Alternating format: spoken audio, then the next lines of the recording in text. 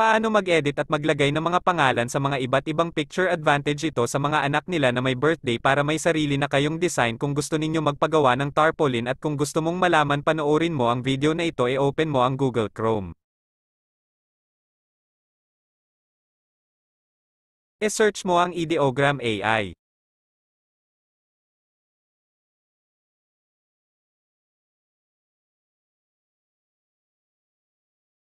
Pindutin mo yung nasa una. Make sure na ganyan din ang piliin ninyo. Pagkatapos mong pindutin, login ang iyong Gmail account at lagyan mo lang ng pangalan kung may lalabas sa box.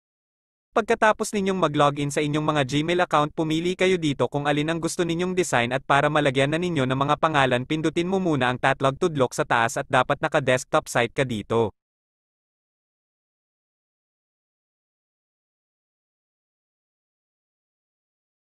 Pindutin mo yung picture na gusto mong i-edit. At dito guys ay copy mo muna ang mga letra.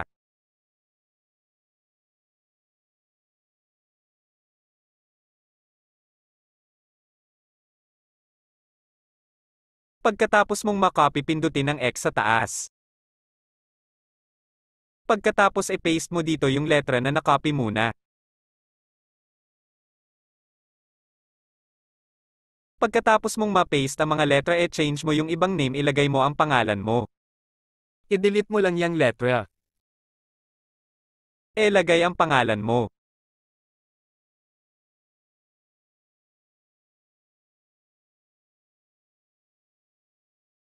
Pagkatapos mong ilagay ang pangalan mo, pindutin ang generate sa gilid.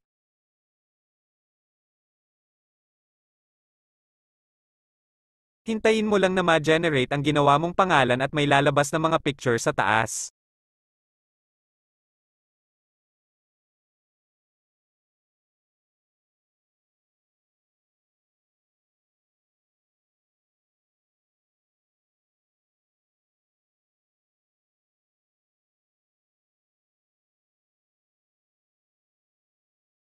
Pagkatapos na ma-generate, pindutin mo lang ang picture na meron ng pangalan mo.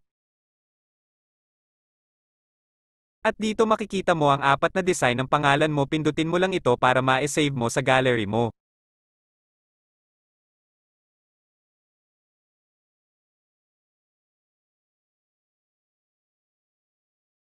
At para ma-save ito, pindutin ang picture. Long press mo lang ang picture at may lalabas na download image, pindutin mo ito. Pindutin ang open at nasa gallery muna ang picture.